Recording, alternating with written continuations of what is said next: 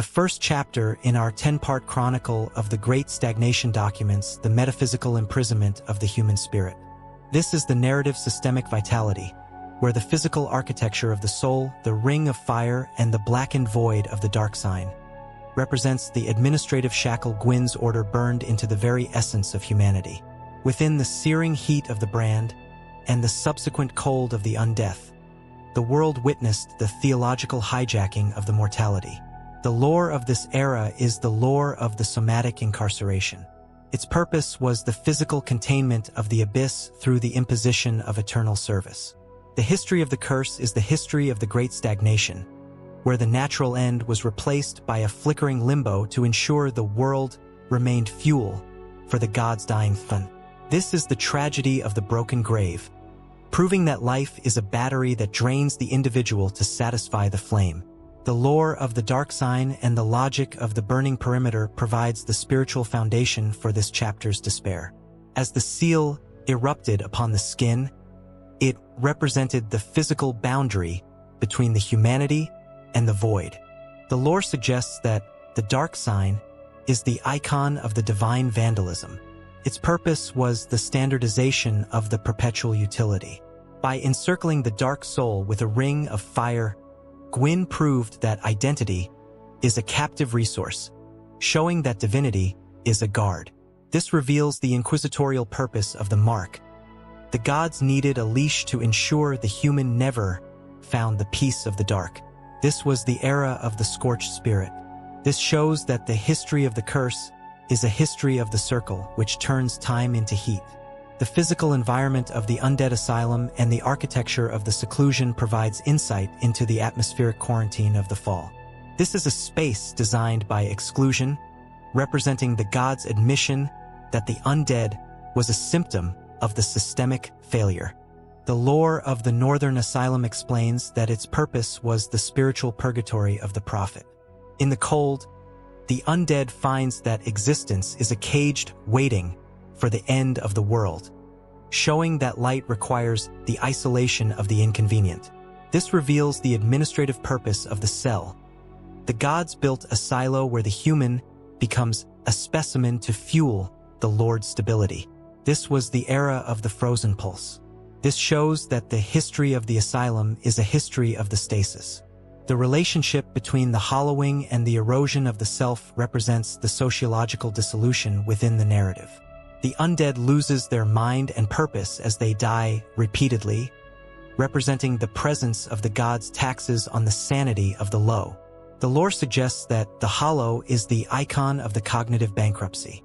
Its purpose was the maintenance of the compliant husk.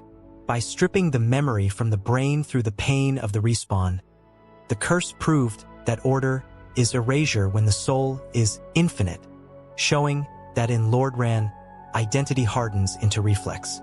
This reveals the cynical purpose of the insanity. The god needed the worker to carry the stone without the will to drop it. Furthermore, the lore of the bonfire and the anchor of the undead represents the infrastructural dependency within the fall. The flame feeds on the bones of the dead to provide a point of return, representing the persistence of the god's ownership of the resurrection. The lore suggests that the bonfire is the icon of the comforting trap. Its purpose was the maintenance of the geographic control. By linking the body to the fire through the Darksign, the gods proved that freedom is a tether, showing that in the age of fire, rest becomes a recalibration. This reveals the predatory purpose of the coiled sword. The god needed the traveler to return to the system to supply the insanity of the cycle. The relationship between the humanity and the temporary mask represents the metabolic transaction within the fall. The undead uses the dark essence to reverse the hollowing, representing the totalitarian nature of the god's demand for visual compliance. The lore suggests that the sprite is the archive of the fragmented truth. Its purpose was the physical manifestation of the burning fuel. By offering the humanity to the fire to look human, the resident proved that dignity kills the wealth it meant to preserve when the flame hungers, showing that in Lord Ran, history is a vanishing glow. This reveals the judicial purpose of the offer. The father built the curse to harvest the man. The lore of the rite of kindling and the amplification of the sacrifice represents the biological engineering within the narrative. In the shrines, the chosen learns to feed more humanity to the flame, representing the horror of the gods' need for exponential consumption.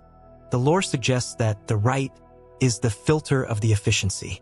Its purpose was the mechanical management of the soul yield. This reveals the experimental purpose of the design. The gods built a ritual to ensure that life was replaced by volume. This shows that the history of the kindling is a history of the hunger. The relationship between the way of white and the religious justification represents the administrative oversight within the fall. Gwyn's church preached that the curse was a test of faith, proving that the gods successfully marketed the incarceration as a prophecy. The lore suggests that the covenant is the measurement of the Lord's deception.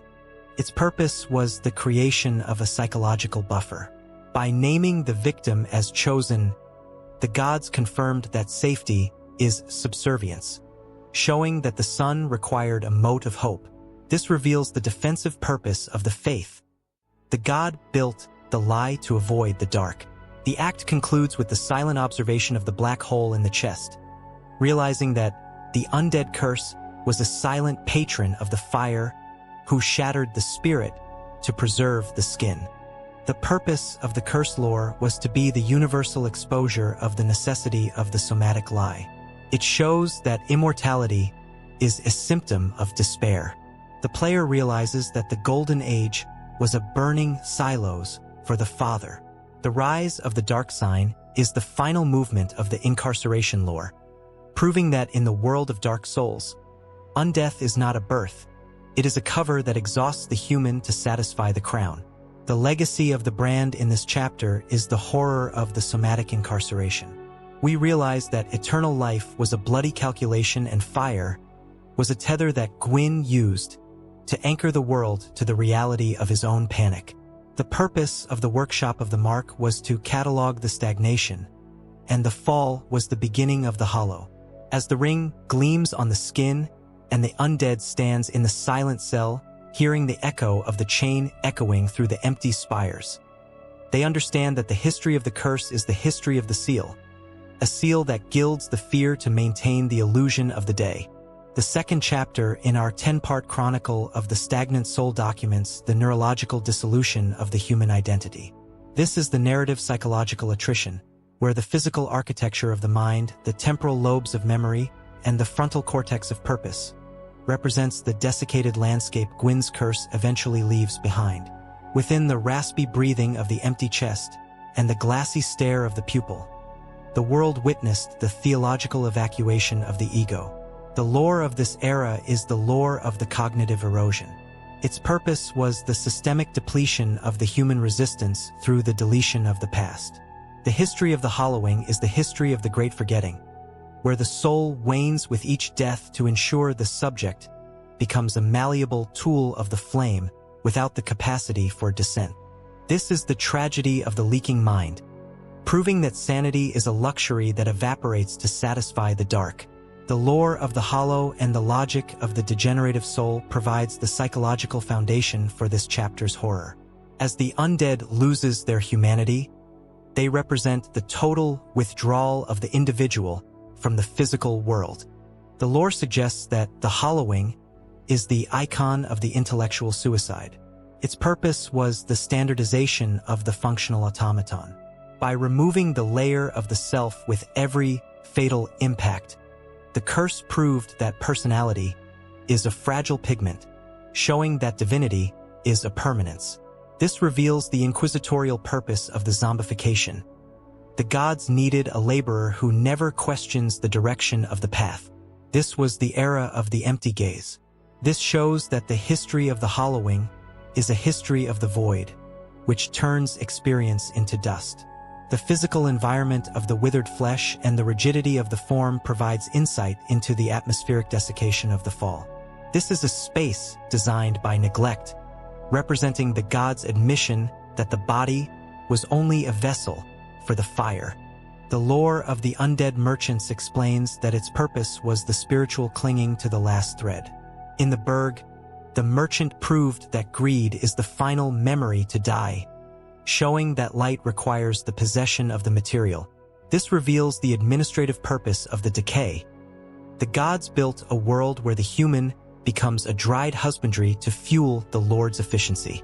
This was the era of the sunken eye. This shows that the history of the skin is a history of the parchment.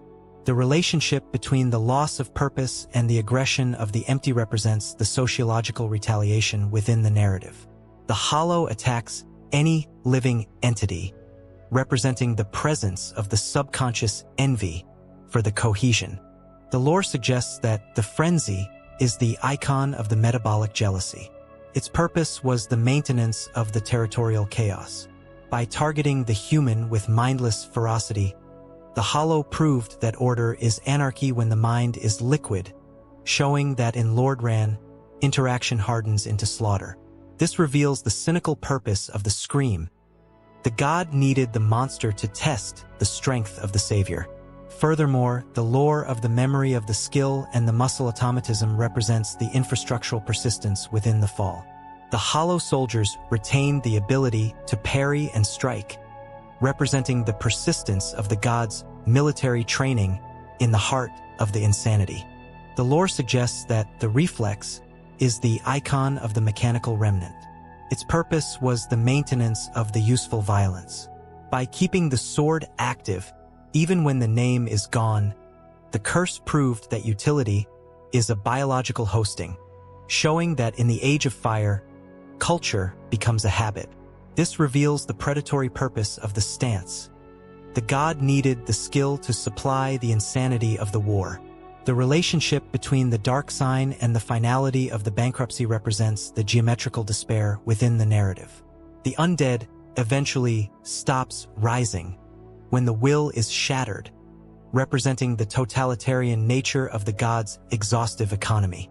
The lore suggests that the final death is the archive of the spiritual failure. Its purpose was the physical manifestation of the infinite fatigue. By turning the warrior into a pile of ashes that cannot heal, the hollowing proved that hope kills the peace it meant to establish when the fuel runs out, showing that in Lordran history is a final sleep. This reveals the judicial purpose of the silence. The Father built the cycle to freeze the human worth. The lore of the Estus flask and the liquid memory represents the biological compensation within the narrative. In the dark, the undead drinks the fire to stitch the self together, representing the horror of the god's need for temporary cohesion. The lore suggests that the Estus is the filter of the dissolution. Its purpose was the mechanical management of the slow decay.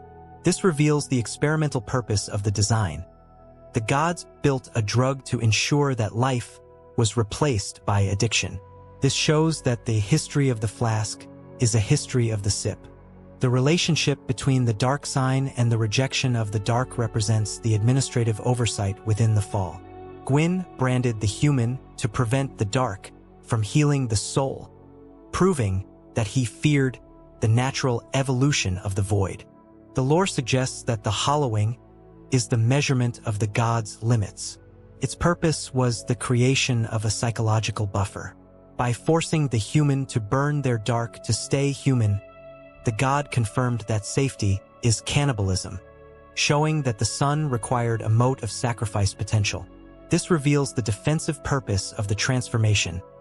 The god built the horror to avoid the abyss. The act concludes with the silent observation of the withered hand, realizing that the hollowing was a silent execution of the dignity who scraped the mind to preserve the flame.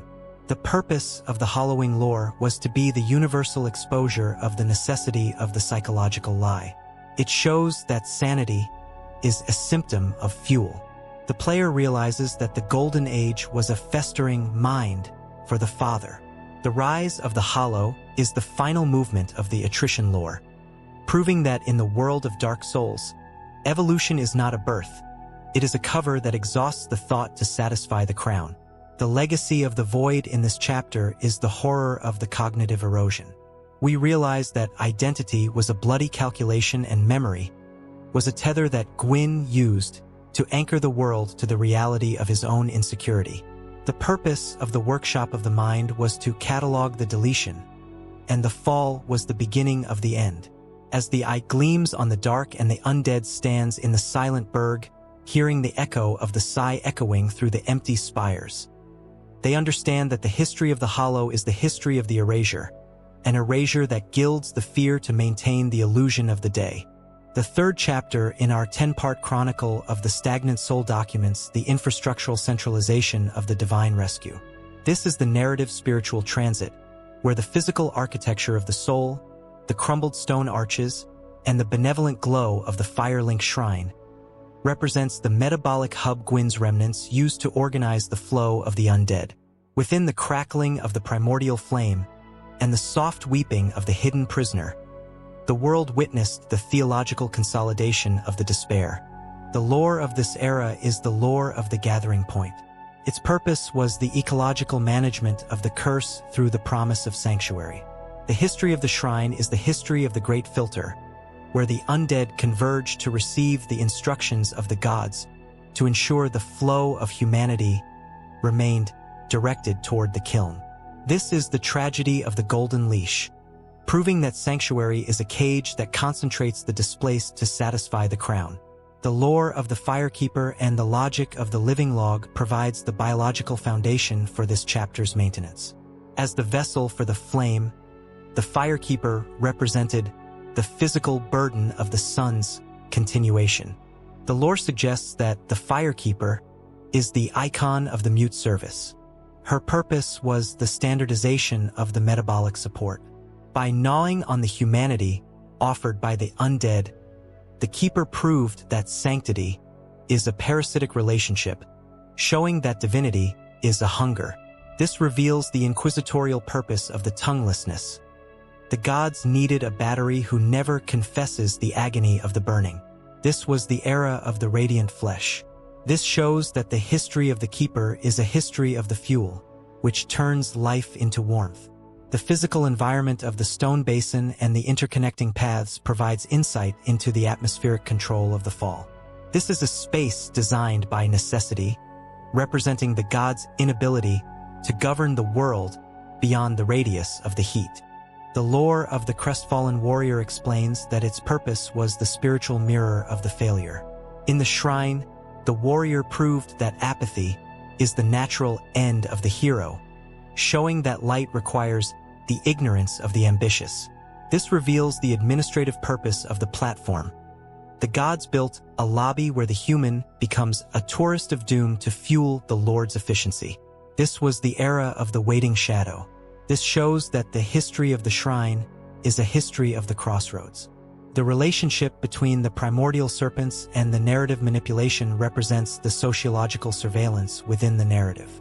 The serpent, Frampt, inhabits the depths of the shrine to guide the chosen, representing the presence of the god's propaganda in the ear of the unwary. The lore suggests that the serpent is the icon of the ancient lie. Its purpose was the maintenance of the cyclic deception. By swallowing the items of the past and vomiting the prophecy of the succession, the serpent proved that order is digestion when the mind is malleable, showing that in Lord Ran, history hardens into myth. This reveals the cynical purpose of the whisper. The god needed the mouth to sell the immolation. Furthermore, the lore of the crow and the vertical transport represents the infrastructural logistics within the fall. The great bird carries the undead from the asylum to the shrine, representing the persistence of the god's mechanical retrieval of the candidate. The lore suggests that the crow is the icon of the scripted arrival. This purpose was the maintenance of the automated cycle. By dropping the body into the center of the system, the bird proved that fate is a trajectory, showing that in the age of fire, freedom becomes a landing. This reveals the predatory purpose of the claw. The god needed the talons to supply the insanity of the selection. The relationship between the Estus Flask upgrades and the Firekeeper soul represents the geometrical cruelty within the narrative. The undead must harvest the soul of a dead keeper to enhance the healing, representing the totalitarian nature of the god's economy of suffering. The lore suggests that the upgraded flask is the archive of the cannibalistic survival. Its purpose was the physical manifestation of the transfused potency. By drinking the liquid essence of another martyr, the undead proved that strength kills the peace it meant to establish when the source dies, showing that in Lordran history is a golden draft. This reveals the judicial purpose of the sip. The Father built the healing to freeze the human agony. The lore of the Way of White and the clerical control represents the biological policing within the narrative. In the shrine, Petrus waits for the mission, representing the horror of the god's need for bureaucratic religion. The lore suggests that the talisman is the filter of the orthodoxy. Its purpose was the mechanical management of the heresy. This reveals the experimental purpose of the design. The gods built a sect to ensure that life was replaced by doctrine. This shows that the history of the faith is a history of the church. The relationship between the Firelink bonfire and the anchor of the world represents the administrative oversight within the fall. Gwyn linked the shrine to the subsurface bells, proving that he monitored the pilgrimage through the architecture of the land. The lore suggests that the bonfire is the measurement of the Lord's network. Its purpose was the creation of a psychological anchor. By placing the rest at the edge of the cliff, the god confirmed that safety is visibility, showing that the sun required a moat of exposed rest. This reveals the defensive purpose of the sanctuary. The god built the hearth to avoid the dark. The act concludes with the silent observation of the flickering embers, realizing that Firelink Shrine was a silent patron of the harvest, who gathered the lost to preserve the skin. The purpose of the shrine lore was to be the universal exposure of the necessity of the centralized lie. It shows that home is a symptom of control. The player realizes that the Golden Age was a shattered plaza for the Father. The rise of the Firekeeper is the final movement of the centralization lore, proving that in the world of Dark Souls, community is not a birth. It is a cover that exhausts the spirit to satisfy the crown. The legacy of the hearth in this chapter is the horror of the infrastructural centralization. We realize that belonging was a bloody calculation and stone was a tether that Gwyn used to anchor the world to the reality of his own insecurity. The purpose of the workshop of the hub was to catalog the stasis, and the fall was the beginning of the end. As the flame gleams on the wall, and the undead stands in the silent arches, hearing the echo of the fire echoing through the empty spires. They understand that the history of the shrine is the history of the trap, a trap that gilds the fear to maintain the illusion of the day. The fourth chapter in our 10-part chronicle of the stagnant soul documents the auditory mobilization of the divine hierarchy. This is the narrative acoustic coercion, where the physical architecture of the soul, the iron resonance, and the vertical ascent of the belfries represents the metabolic alarm Gwyn's regime used to trigger the final stage of the undead's utility. Within the deafening peal of the bronze and the vibration of the foundation, the world witnessed the theological orchestration of the will. The lore of this era is the lore of the prophecy. Its purpose was the behavioral management of the curse through the imposition of a heroic narrative. The history of the bell is the history of the great summons, where the undead strains to reach the high heights to ensure the gods heard the proof of their continuing dominance. This is the tragedy of the Pavlovian chain, proving that achievement is a frequency that rattles the prisoner to satisfy the crown. The lore of the bell and the logic of the signaling protocol provides the mechanical foundation for this chapter's momentum.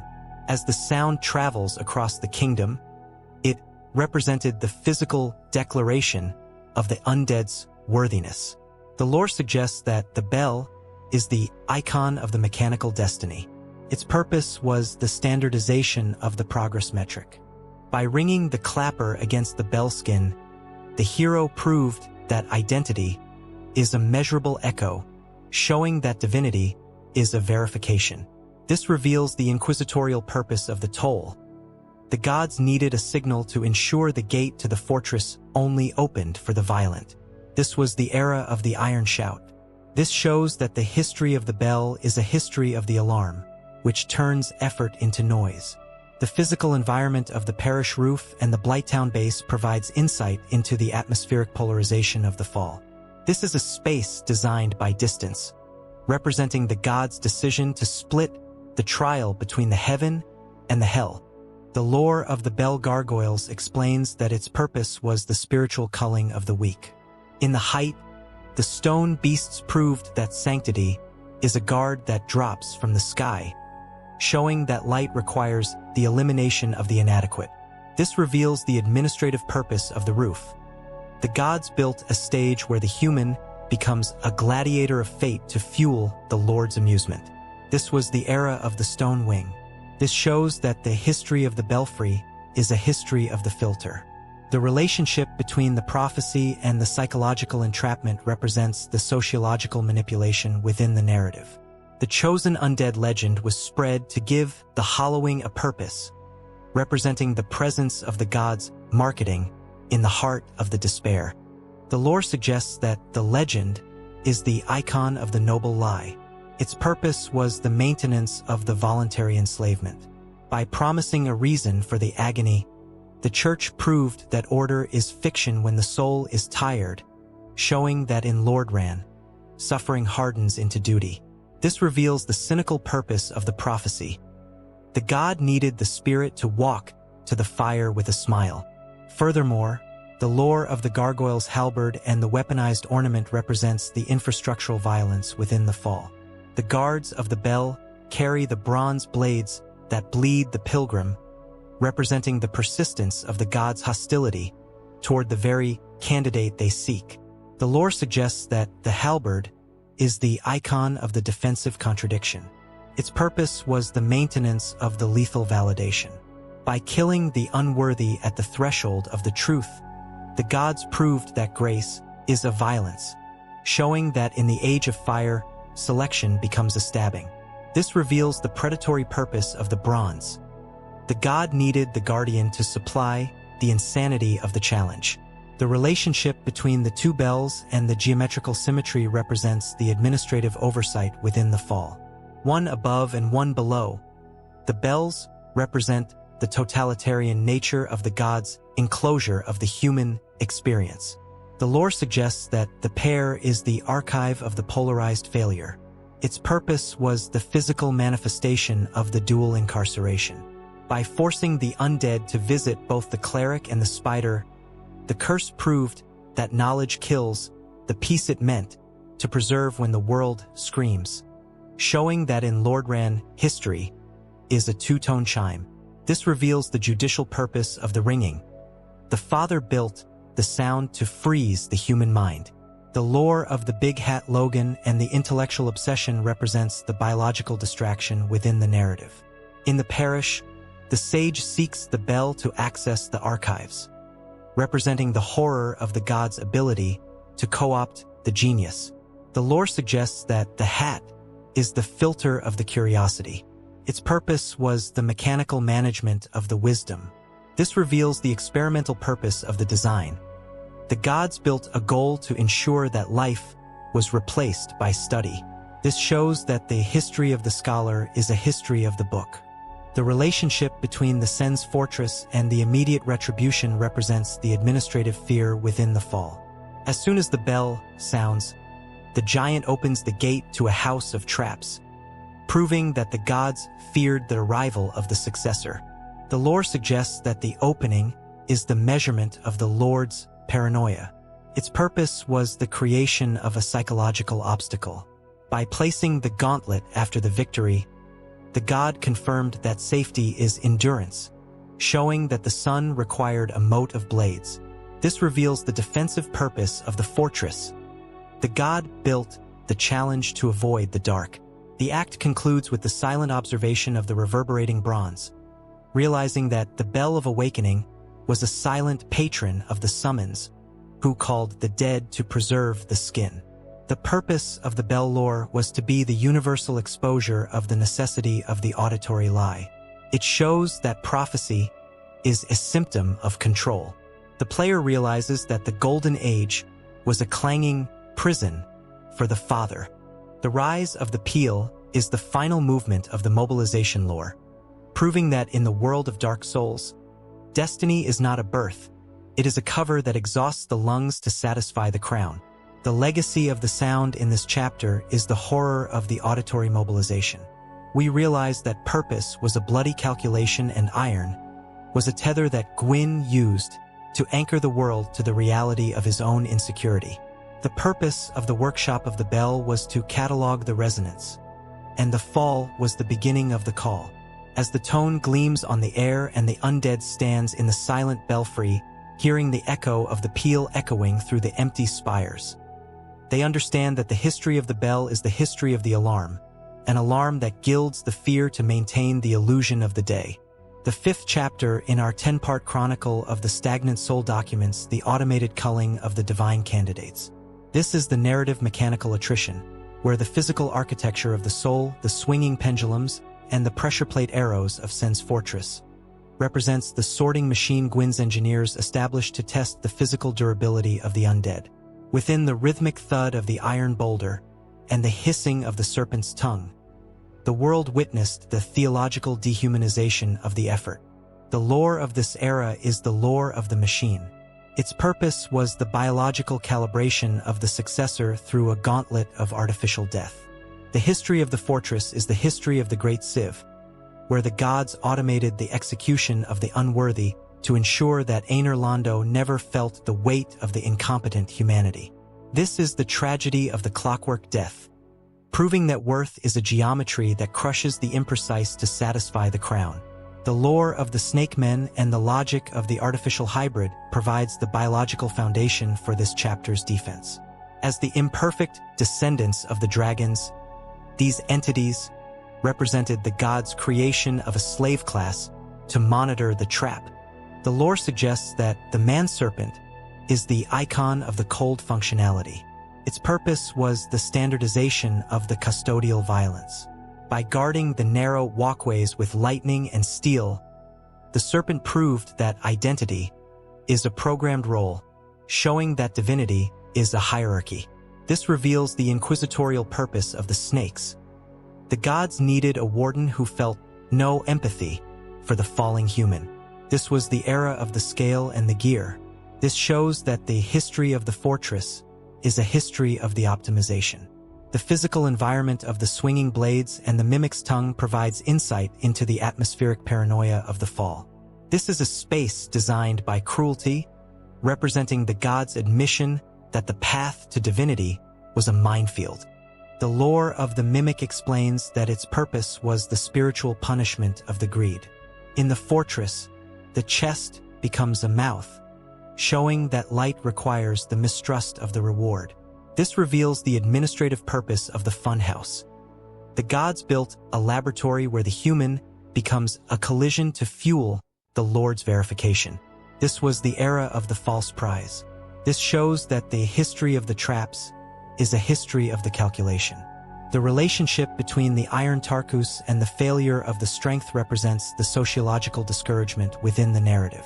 The knight reached the top only to fall to his death in the cathedral, representing the presence of the gods' indifference even to the strongest of the human champions. The lore suggests that Tarkus is the icon of the heavy futility. Its purpose was the maintenance of the elite despair. By allowing the mighty to shatter against the scale of the architecture, the fortress proved that order is gravity when the soul is iron, showing that in Lord Ran, strength hardens into impact. This reveals the cynical purpose of the remnant. The god needed the armor to decorate the floor. Furthermore, the lore of the giants and the manual labor of the mechanism represents the infrastructural servitude within the fall. The slaves pull the chains to turn the boulder machine, representing the persistence of the god's exploitation of the colossal in the heart of the fortress. The lore suggests that the slave giant is the icon of the blind service.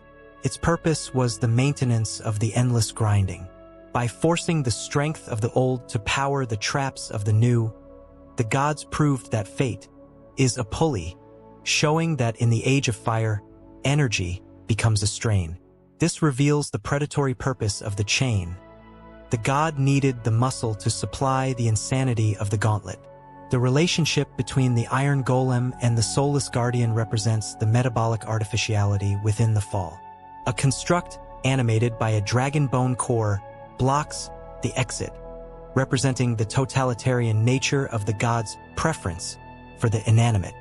The lore suggests that the golem is the archive of the synthetic defense. Its purpose was the physical manifestation of the unfeeling gate. By testing the undead with an opponent that cannot hollow, the fortress proved that life kills the peace it meant to establish when the machine wins, showing that in Lordran history is a clashing plate. This reveals the judicial purpose of the core. The father built the wall to freeze the human attempt. The lore of the Ricard the Archer and the hollowed nobility represents the biological degradation within the narrative. In a hidden tower, a prince waits with a rapier, representing the horror of the god's ability to waste the highborn in the name of the trial. The lore suggests that the prince is the filter of the obsession. Its purpose was the mechanical management of the skill rod. This reveals the experimental purpose of the design. The gods built a perch to ensure that life was replaced by aggression. This shows that the history of the noble is a history of the rapier. The relationship between the Batwing demons and the divine extraction represents the administrative oversight within the fall. As soon as the golem falls, the demons carry the undead to Aner Londo, proving that the gods monitored the efficiency of the trap from the clouds. The lore suggests that the lift is the measurement of the Lord's satisfaction. This purpose was the creation of a psychological reward. By granting the sight of the Golden City after the Grey Fortress, the god confirmed that safety is admittance, showing that the sun required a mote of verticality. This reveals the defensive purpose of the sky. The god built the height to avoid the dark. The act concludes with the silent observation of the swinging blade, realizing that Sen's fortress was a silent patron of the calibration who mangled the spirit to preserve the skin. The purpose of the fortress lore was to be the universal exposure of the necessity of the mechanical lie. It shows that ascension is a symptom of panic. The player realizes that the Golden Age was a ticking death trap for the father. The rise of the golem is the final movement of the attrition lore, proving that in the world of Dark Souls, testing is not a birth, it is a cover that exhausts the joint to satisfy the crown. The legacy of the machine in this chapter is the horror of the mechanical attrition. We realize that validation was a bloody calculation and gear was a tether that Gwyn used to anchor the world to the reality of his own insecurity. The purpose of the workshop of the trap was to catalog the precision, and the fall was the beginning of the end. As the steel gleams on the wall and the undead stands in the silent hall, hearing the echo of the gear echoing through the empty spires. They understand that the history of the fortress is the history of the sieve, a sieve that gilds the fear to maintain the illusion of the day. The 6th chapter in our 10-part chronicle of the stagnant soul documents the architectural hallucination of the divine peak. This is the narrative visual absolutism, where the physical architecture of the soul, the spires of marble, and the infinite gold filigree of Aner Londo represents the cosmetic mask Gwyn's family maintained to hide the bankruptcy of the Age of Fire. Within the blinding glare of the artificial noon and the immaculate echo of the Great Hall, the world witnessed the theological mummification of the aesthetic. The lore of this era is the lore of the facade. Its purpose was the psychological stabilization of the undead through the projection of an unreachable perfection. The history of the city is the history of the great illusion, where the sun remains in the sky to ensure the human believes the gods are infinite, even as the palace stands empty and cold. This is the tragedy of the gilded grave, proving that light is a filter that blinds the observer to satisfy the crown. The lore of Guinevere and the logic of the optical anchor provides the metaphysical foundation for this chapter's deceit. As the Princess of Sunlight, her presence represented the fertility and warmth that the curse had stolen from the world. The lore suggests that the princess is the icon of the essential lie. Its purpose was the standardization of the visual reward. By occupying the chamber with a colossal and radiant body, Gwendolyn proved that hope is a projected image, showing that divinity is a cinema. This reveals the inquisitorial purpose of the bounty. The gods needed a target for the pilgrim to keep the undead climbing toward a mirage. This was the era of the constant noon. This shows that the history of the city is a history of the lens, which turns shadow into gold. The physical environment of the painted world and the archive of the forbidden provides insight into the atmospheric censorship of the fall. This is a space designed by erasure, representing the gods' inability to tolerate the life that defied the sun. The lore of Priscilla the Crossbreed explains that its purpose was the spiritual quarantine of the anomalous. In the snow, the gods proved that mercy is a painting that traps the dangerous, showing that light requires the freezing of the different. This reveals the administrative purpose of the canvas. The gods built a bin where the deity becomes an artist to fuel the Lord's purification. This was the era of the painted chill. This shows that the history of the palace is a history of the secret. The relationship between Ornstein and Smuff and the duality of the guard represents the sociological enforcement within the narrative. The lion and the executioner represented the gods' marriage of the noble heroism and the primal cruelty. The lore suggests that the duo is the icon of the final barrier. Its purpose was the maintenance of the worthy sacrifice. By crushing the undead at the door of the goddess, the sentinels proved that order is carnage when the throne is vacant, showing that in Lordran, honor hardens into butchery. This reveals the cynical purpose of the arena. The god needed the slayer to blood the floor. Furthermore, the lore of Gwendolyn and the reality of the Shadow Moon represents the infrastructural deception within the fall. The Dark Moon Prince maintains the sun through sorcery, representing the persistence of the god's insecurity in the heart of the light. The lore suggests that the sun is the icon of the invisible governance. Its purpose was the maintenance of the divine continuity. By operating from the basement while projecting the surface, the god proved that fate is a script, showing that in the Age of Fire, power becomes a shadow play. This reveals the predatory purpose of the illusion. The god needed the daughter to supply the insanity of the validation. The relationship between the Silver Knights and the Frozen Loyalty represents the metabolic stagnation within the fall. Entities of polished steel stand in empty halls, representing the totalitarian nature of the god's requirement for decorative obedience. The lore suggests that the knight is the archive of the static duty. Its purpose was the physical manifestation of the eternal posture. By defending a palace that has no rulers, the armor proved that life kills the peace it meant to establish when the order fails, showing that in Lordran history is a cold plating. This reveals the judicial purpose of the spear. The father built the wall to freeze the human intrusion. The lore of the giant blacksmith and the divine metallurgy represents the biological exploitation within the narrative. In a corner, a colossus forges the weapons of the lords, representing the horror of the gods' need to consume the ancient to arm the current. The lore suggests that the blacksmith is the filter of the durability. Its purpose was the mechanical management of the divine armament. This reveals the experimental purpose of the design. The gods built a hammers to ensure that life was replaced by titanite. This shows that the history of the forge is a history of the spark. The relationship between the Dark Moon Blade and the judicial assassination represents the administrative oversight within the fall. Gwendolyn punished the sinners who saw through the sun, proving that the gods monitored the perception of the human from the abyss. The lore suggests that the covenant is the measurement of the Lord's intolerance. Its purpose was the creation of a psychological retribution. By hunting the inquisitive with blue spirits, the god confirmed that safety is blindness, showing that the sun required a mote of vengeance. This reveals the defensive purpose of the moon. The god built the day to avoid the dark.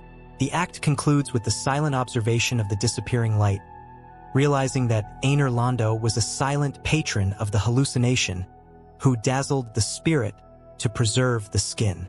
The purpose of the city lore was to be the universal exposure of the necessity of the aesthetic lie. It shows that perfection is a symptom of panic. The player realizes that the Golden Age was a shattered mirror for the Father. The rise of the illusion is the final movement of the facade lore, proving that in the world of Dark Souls, divinity is not a birth, it is a cover that exhausts the eye to satisfy the crown. The legacy of the facade in this chapter is the horror of the architectural hallucination. We realize that radiance was a bloody calculation and marble was a tether that Gwyn used to anchor the world to the reality of his own insecurity. The purpose of the workshop of the facade was to catalog the vanity, and the fall was the beginning of the end. As the sun gleams on the wall and the undead stands in the silent hall, hearing the echo of the light echoing through the empty spires, they understand that the history of Aner Londo is the history of the lens, a lens that gilds the fear to maintain the illusion of the day. The 7th chapter in our 10-part chronicle of the stagnant soul documents the metabolic drainage of the global life force. This is the narrative sovereign collection, where the physical architecture of the soul, the bronze basin, and the infinite void of the Lord Vessel represents the industrial funnel Gwyn's succession plan used to concentrate the scattered power of the world. Within the rhythmic hum of the primordial power and the cold weight of the metal handles, the world witnessed the theological distillation of the existence. The lore of this era is the lore of the Sump. Its purpose was the biological archiving of the great souls through the imposition of a ritualistic quota. The history of the vessel is the history of the great funnel, where the Lord constructed a vessel to ensure the essence of the old gods was returned to the fire to maintain the stability of the sun. This is the tragedy of the empty cup, proving that power is a liquid that drains the source to satisfy the crown. The lore of the vessel and the logic of the soul tithe provides the metaphysical foundation for this chapter's harvest. As the artifact demanded the slaying of the forelords, it represented the physical contract between the successor and the fire. The lore suggests that the Lord Vessel is the icon of the spiritual taxation. Its purpose was the standardization of the deicidal necessity.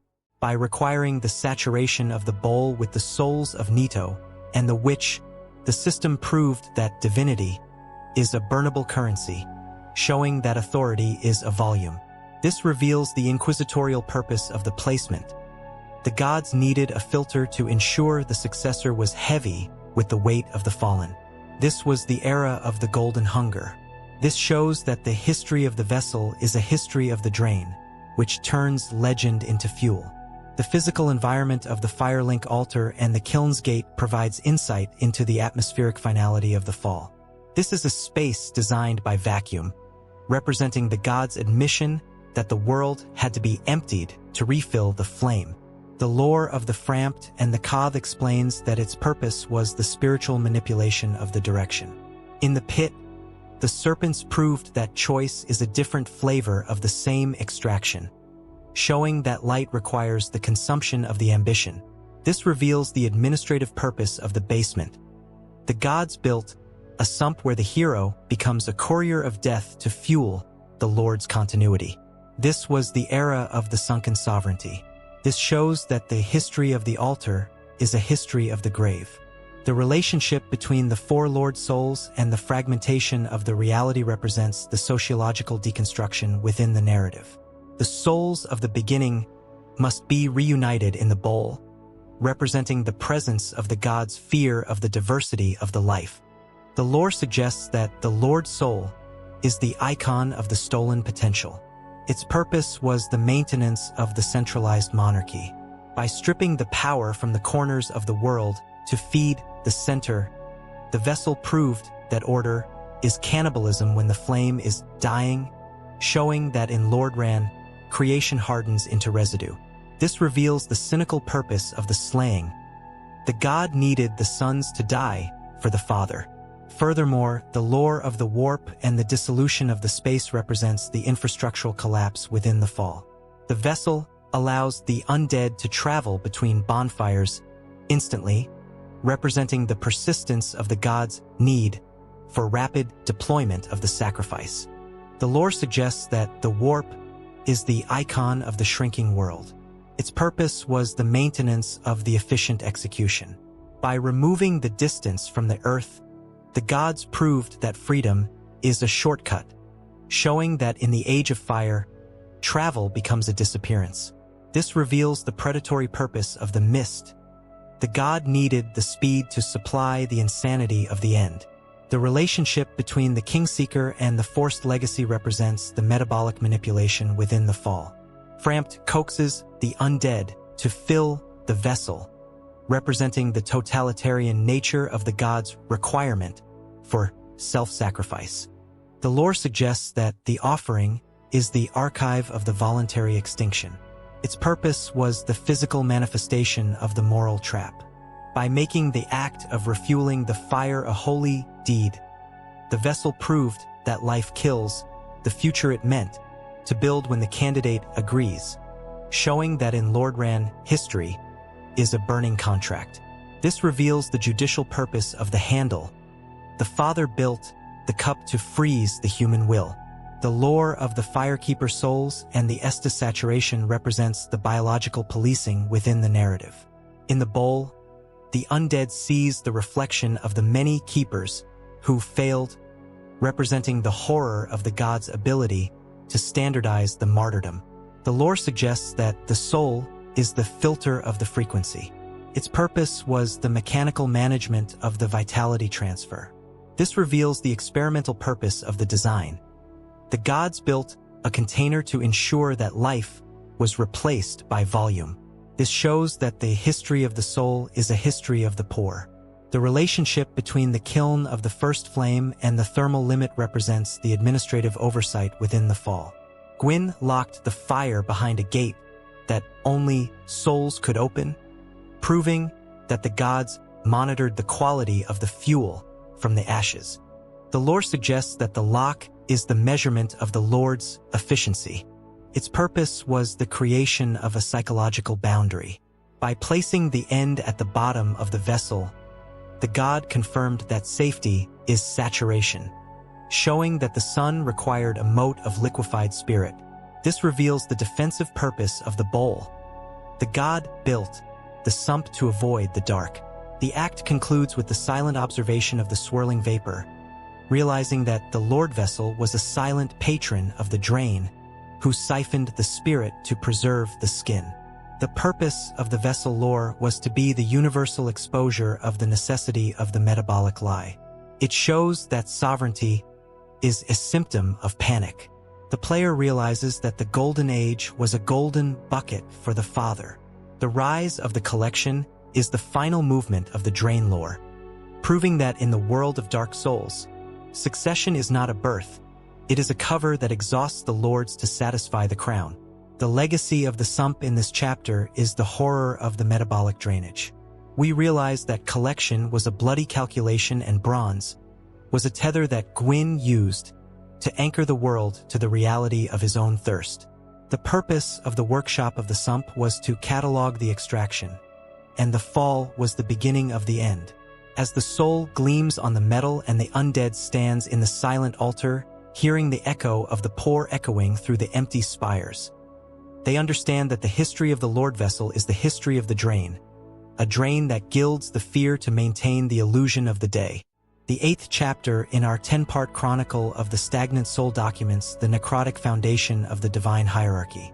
This is the narrative systemic decomposition, where the physical architecture of the soul, the wall of skulls, and the absolute darkness of the tomb of the giants represents the biological warehouse Gwyn's order used to store the physical remainder of the human experiment. Within the rhythmic rattling of the ancient marrow and the suffocating silence of the deep earth, the world witnessed the theological subjugation of the corpse. The lore of this era is the lore of the miasma. Its purpose was the physical management of the mortality through the imposition of a managed grave. The history of the tomb is the history of the Great Cessation, where the first of the dead administered the end to ensure the living remained unaware of the biological cost of the stasis. This is the tragedy of the living bone, proving that death is a resource that stacks the fallen to satisfy the crown. The lore of Gravelord Nito and the logic of the skeletal conglomerate provides the biological foundation for this chapter's finality.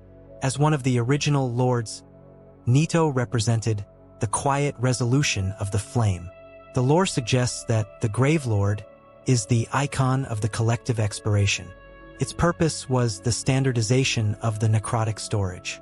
By cloaking himself in the thousands of human remains, Nito proved that identity is a communal debris, showing that divinity is a cemetery. This reveals the inquisitorial purpose of the miasma. The gods needed a loom to ensure the human felt the weight of the end before their humanity was harvested by the fire. This was the era of the blackened rib. This shows that the history of the grave is a history of the heap, which turns life into calcium. The physical environment of the pit of the patches and the vertical descent provides insight into the atmospheric betrayal of the fall. This is a space designed by blindness, representing the gods' admission that the deep was a dump for the unwanted.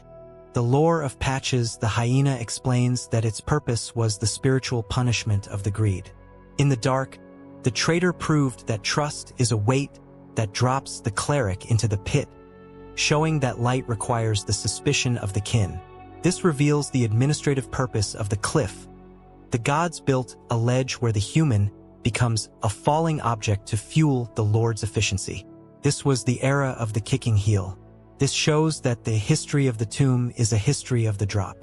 The relationship between the pinwheel and the stolen power represents the sociological violation within the narrative. The necromancer stole the power of the Gravelord to attempt the resurrection of a family, representing the presence of the human desperation in the heart of the catacomb. The lore suggests that the pinwheel is the icon of the failed synthesis. Its purpose was the maintenance of the fragmented identity. By merging the mother, the father, and the child into a single shaking vessel, the scholar proved that order is mutilation when the grief is absolute, showing that in Lord Ran, love hardens into deformity. This reveals the cynical purpose of the mask. The god needed the puppet to guard the entry. Furthermore, the lore of the skeleton beasts and the bestial regression represents the infrastructural decay within the fall. The humans who died in the dark regressed into four-legged monsters of pure bone, representing the persistence of the gods' neglect in the heart of the tomb. The lore suggests that the skeleton beast is the icon of the evolutionary collapse. Its purpose was the maintenance of the savage deterrence. By turning the ancestor into a predator of the successor, the gods proved that fate is a devouring, showing that in the Age of Fire, legacy becomes a bite. This reveals the predatory purpose of the rib. The god needed the beast to supply the insanity of the abyss. The relationship between the rite of kindling and the grave's secret represents the metabolic theft within the fall. The secret to strengthening the bonfire was hidden in the tomb, representing the totalitarian nature of the god's need to anchor the life to the grave. The lore suggests that the rite is the archive of the parasitic fire. Its purpose was the physical manifestation of the thermal greed. By linking the heat of the living to the power of the dead, the tomb proved that order kills the peace it meant to preserve when the ash hungers, showing that in Lord Ran, history is a cold ember. This reveals the judicial purpose of the skull. The father built the pit to freeze the human hope. The lore of the paladin Leroy and the failed faith represents the biological betrayal within the narrative. In the deep, the hero of the church invades the undead, representing the horror of the god's ability to turn the saint into the slayer. The lore suggests that the paladin is the filter of the orthodoxy. Its purpose was the mechanical management of the religious execution. This reveals the experimental purpose of the design. The gods built a mace to ensure that life was replaced by impact. This shows that the history of the grant is a history of the crushing. The relationship between the effigy shield and the occult rebellion represents the administrative fear within the fall. A shield carried by the rebels who sought to kill the gods rots in the tomb, proving that the lords successfully buried the revolution. The lore suggests that the shield is the measurement of the lord's insecurity. Its purpose was the creation of a psychological obstacle. By placing the weapon of the traitor in the dark of the giant, the god confirmed that safety is silence, showing that the sun required a moat of forgotten blades. This reveals the defensive purpose of the shadow. The god built the grave to avoid the dark. The act concludes with the silent observation of the looming bone, realizing that the grave of the giants was a silent patron of the expiration, who stacked the spirit to preserve the skin. The purpose of the tomb lore was to be the universal exposure of the necessity of the necrotic lie. It shows that peace is a symptom of extinction. The player realizes that the Golden Age was a shattered jaw for the Father. The rise of the Gravelord is the final movement of the miasma lore, proving that in the world of Dark Souls, finality is not a birth. It is a cover that exhausts the dead to satisfy the crown. The legacy of the miasma in this chapter is the horror of the biological finality. We realize that mortality was a bloody calculation and bone was a tether that Gwyn used to anchor the world to the reality of his own panic.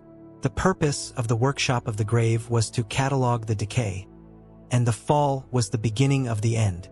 As the white gleams on the wall and the undead stands in the silent pit, hearing the echo of the rattle echoing through the empty spires.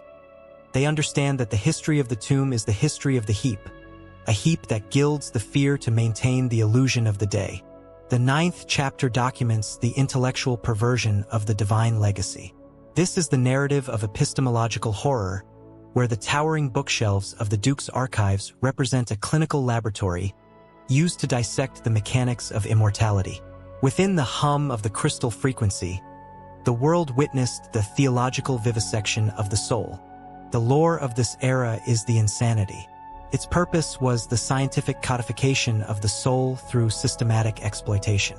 The history of the archives is the great experiment, where the scaleless dragon Seth traded his kin to escape his biological fault. This proves that knowledge is a poison that blinds the seeker to satisfy the crown. The lore of Seth and the logic of the envious defection provides the biological foundation. As a traitor, Seth represented the god's acceptance of the defective to maintain a strategic edge. The lore suggests the Duke is the icon of intellectual dysphoria. Its purpose was the standardization of arcane surveillance. By liquidizing the essence of the undead in crystal vats, the dragon proved that identity is a chemical variable. This reveals the inquisitorial purpose of the archive. The gods needed a bureau to ensure the magic never belonged to the human. This shows that the history of the Duke is a history of dissection. The environment of the crystal caves provides insight into atmospheric distraction. This space, designed by refraction, represented the gods' admission that truth was a hidden surface. The lore of the moonlight butterfly explains it was a spiritual byproduct of mutation, showing that light requires the evolution of the artificial. This reveals the administrative purpose of the spire. The gods built a silo where the human becomes a reference point to fuel the Lord's curiosity. The relationship between the Pisaka and the failed reconfiguration represents sociological deformity. Maidens were turned into blue-skinned monsters that wail in cells, representing the gods' disregard for dignity. The lore suggests the Pisaka is the icon of distilled grief. Its purpose was the maintenance of biological waste. By trapping the mind in a body that only hungers for light, the archive proved that order is mutilation when the scholar is bored. The lore of the channelers and the panoptical authority represents infrastructural surveillance.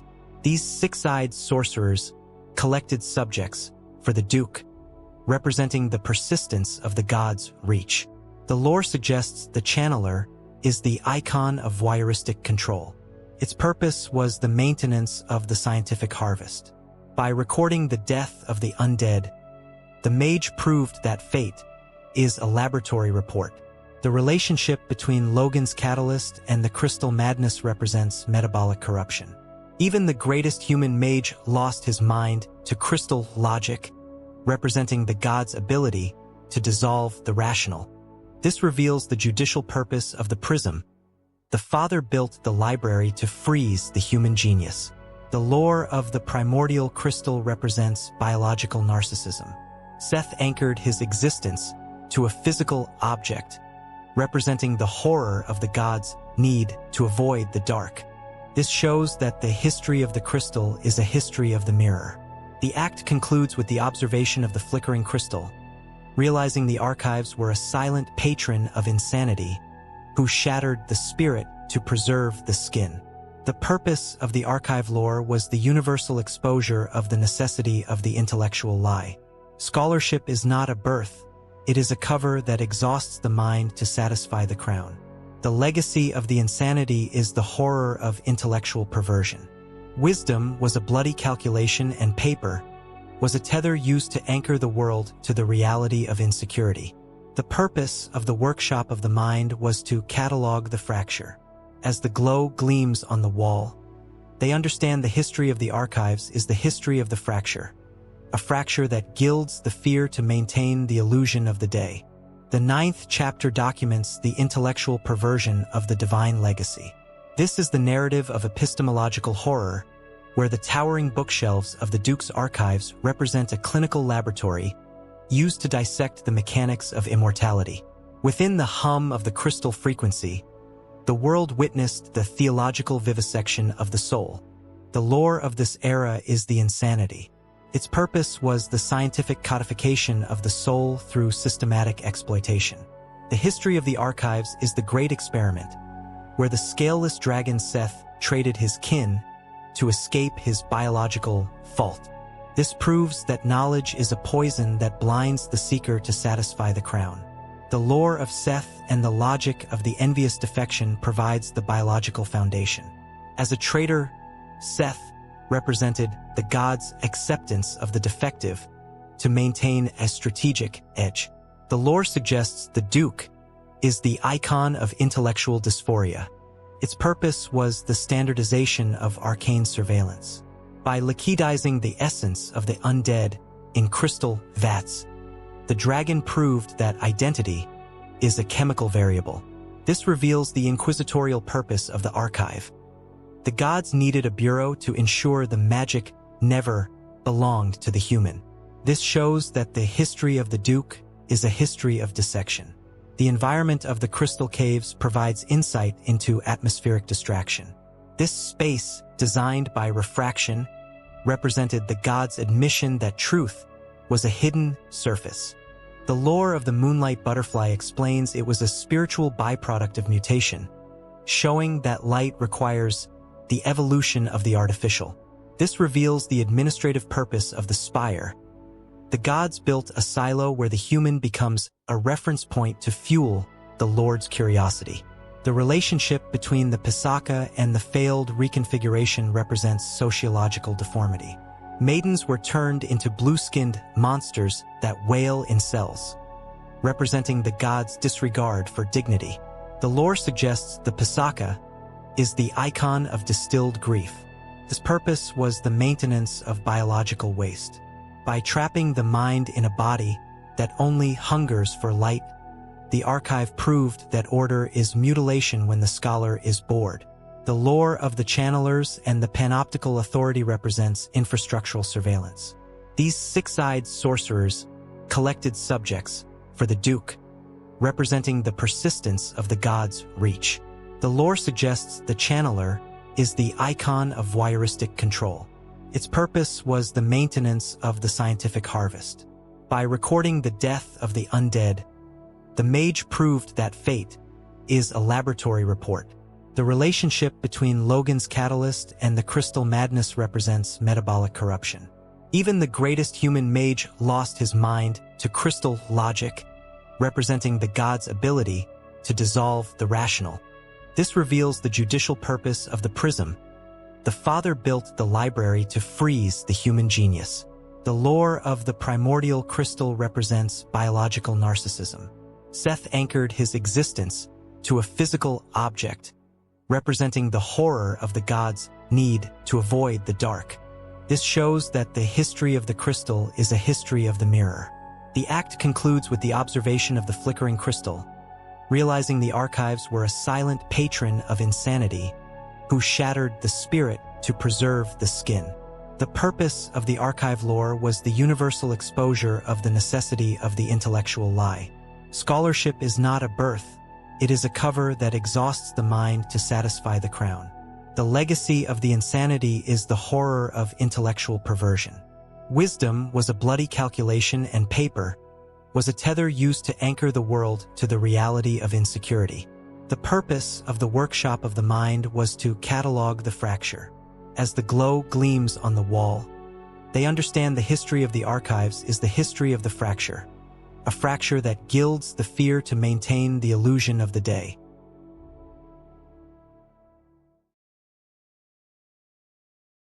The 10th and final chapter in our chronicle of the stagnant soul documents the thermal exhaustion of the divine hierarchy. This is the narrative of combustive finality, where the physical architecture of the soul, the ashen wasteland, and the charred pillars of the kiln of the first flame represents the industrial hearth, where the cycle of the undead curse reaches its terminal velocity. Within the silent swirl of the white ash and the hollow crackle of the dying fire, the world witnessed the theological self-immolation of the Father. The lore of this era is the aftermath.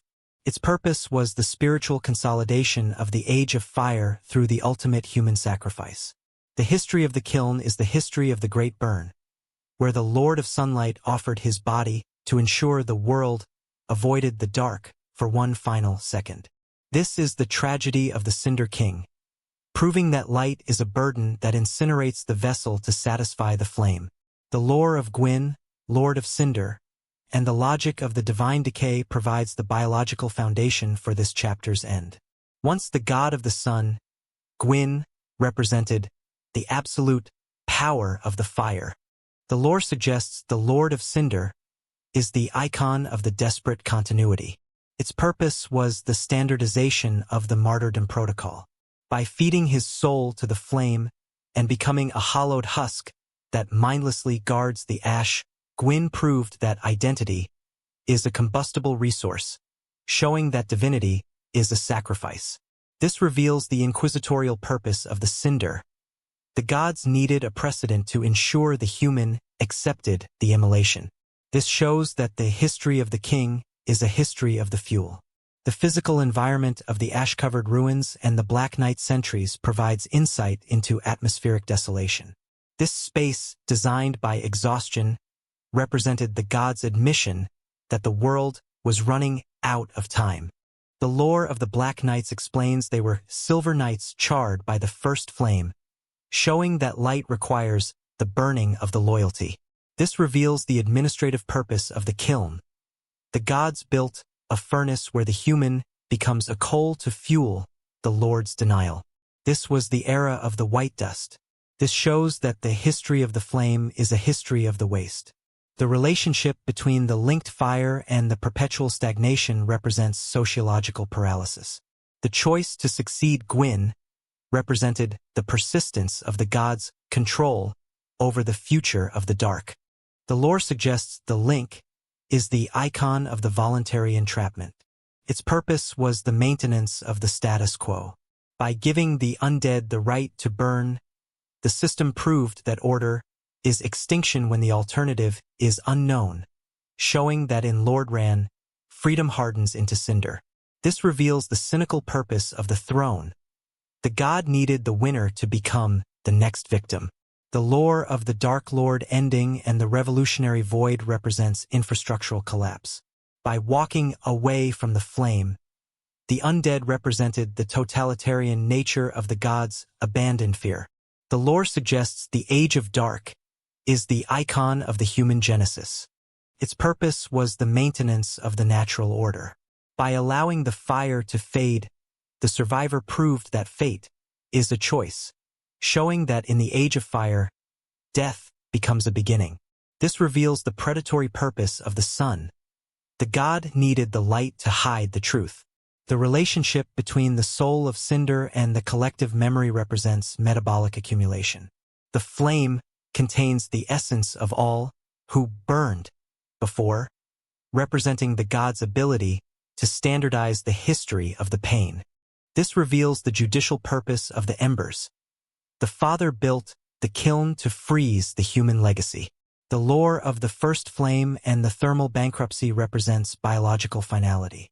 In the center, the source of all disparity flickers, representing the horror of the god's inability to create without destroying. The lore suggests the flame is the filter of the finiteness. Its purpose was the mechanical management of the universal decay. This reveals the experimental purpose of the design. The gods built a light to ensure that life was replaced by shadow. The act concludes with the observation of the fading ember, realizing that the kiln was a silent patron of the immolation, who consumed the spirit to preserve the skin. The purpose of the kiln lore was the universal exposure of the necessity of the eternal lie. It shows that legacy is a symptom of panic. The player realizes the Golden Age was an ashen grave for the Father.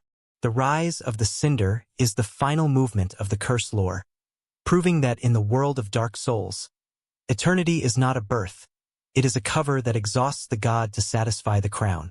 The legacy of the ash is the horror of the thermal exhaustion.